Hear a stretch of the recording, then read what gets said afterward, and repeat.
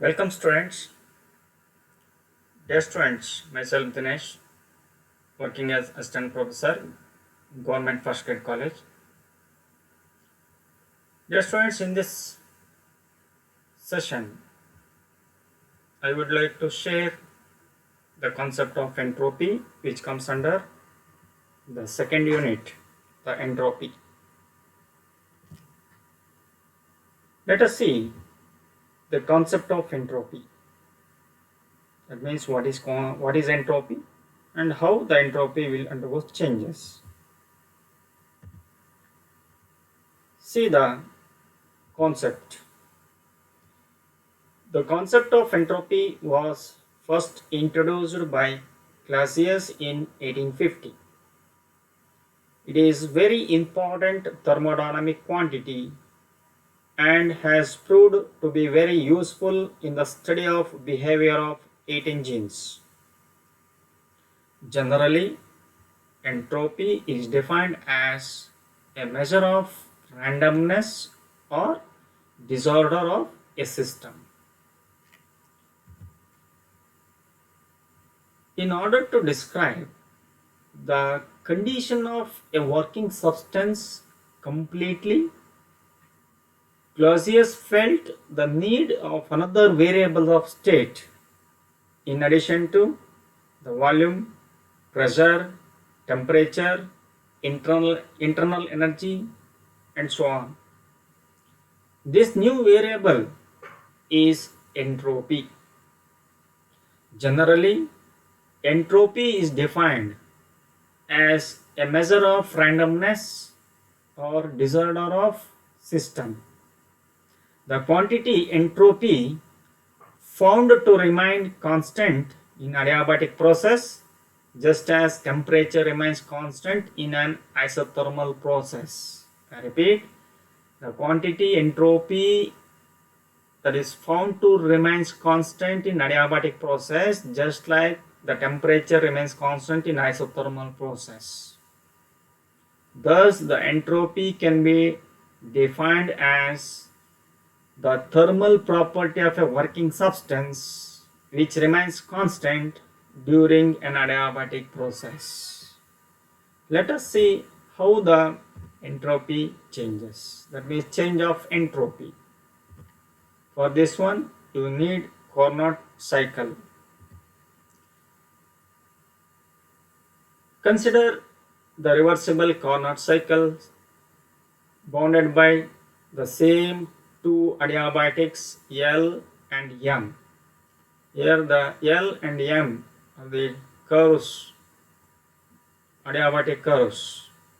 Let isothermals T1, T2 and T3 as shown in the PV diagram here for an ideal gas. Then all along the adiabatic Cl and M, there is a change in volume and temperature with change in pressure. Let A, B, C, D and D, C, E, F represents the Carnot's reversible cycles. There are two cycles here, Carnot reversible cycles. One is A, B, C, D. Second one is D, C, E, F.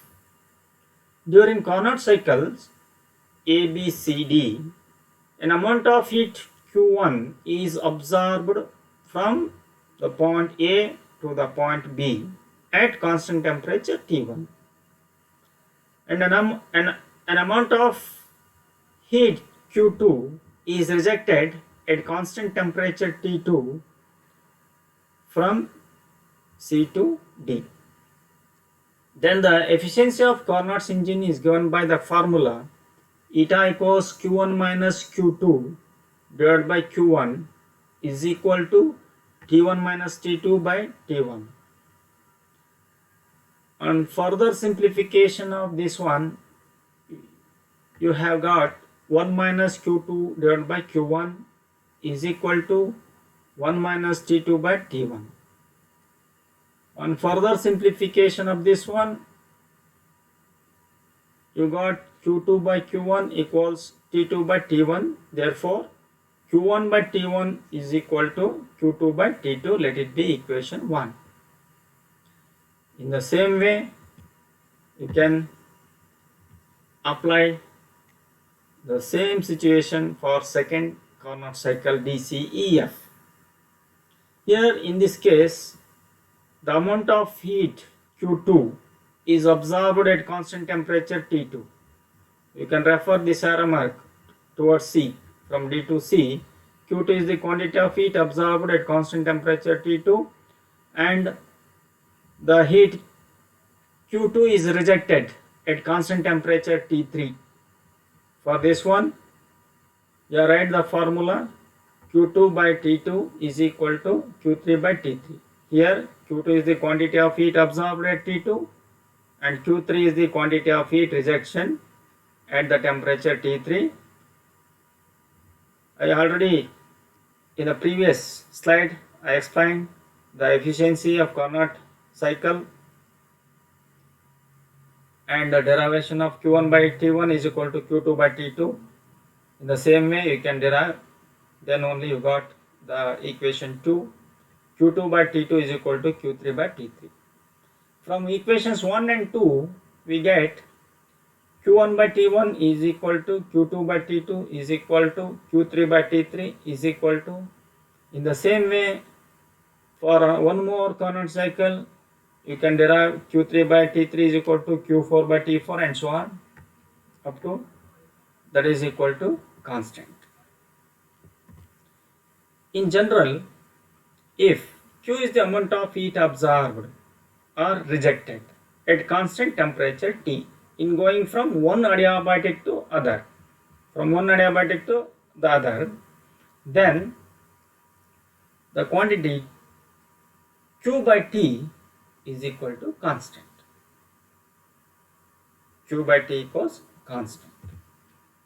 If the two adiabatics are very close to each other, L and M are very close to each other, and if dQ is the small quantity of heat absorbed at a constant temperature T from one adiabatic to another, then dQ by T is equal to constant. Here dQ is the small quantity of heat absorbed when the two adiabatics comes very close to each other. Then it becomes dQ by T equals constant. This constant ratio is called the change in entropy between the two states. It is denoted by ds. Therefore, constant is nothing but ds, that is called entropy, that is dQ by T is equals ds. Let SA and SB represent entropy for L and M adiabatics. Then the change of entropy while passing from A to B is given by the formula, that is integration of ds between the limits SA to SB, the point A to point B. It is equal to integration of dQ by T between the limits A and B. Is a function of thermodynamic coordinates of a system. Therefore, on simplification of LHS side, you got SB minus SA, integration of ds is SB minus SA is equal to the ratio dQ by T between the limits A and B. The integration of dQ by T between the limits A and B, let it be equation 3. Since no heat enters or leaves the system along any adiabatic curve, there is no heat enters or leaves the system along any adiabatic curves, either L or M, that is dQ is equal to 0. Change in entropy becomes dQ by T is equal to 0. Thus, during an adiabatic change, there is no change in entropy. During adiabatic changes, there is no change in entropy. It can be shown that the change of entropy is independent to the path. Entropy is independent to path. Entropy is an extensive property since it depends on the mass of the working substance only. It depends on the mass of the working substance. Change of entropy in adiabatic process in simple manner like this. In adiabatic process, no heat is allowed to enter or leave the system, hence dq is equal to 0. Therefore, ds equals dq by t. ds means entropy, that is change in entropy equals dq by t, that is equal to 0. Thus, there is no change of entropy during the adiabatic process, or the entropy remains constant during an adiabatic reversible process. Hence, the adiabatic curve on P diagram are called as isoentropics or curves of constant entropy. This is about the concept of entropy. Let us see the properties of entropy in simple manner. See here, it is a thermodynamic function. Totally, entropy is a thermodynamic function. It depends upon mass of the working substance. It is a state of function. It depends on the state of the system and not the path that is followed. It is represented by symbol S, but in the standard state it is represented by S dot. Usually we represent the entropy like S. Its SI unit is joules per Kelvin mole. Its CGS unit is calorie per Kelvin mole. Entropy is an extensive property, which means that it scales with the size or extent of a system. These are all some properties of entropy. Thank you.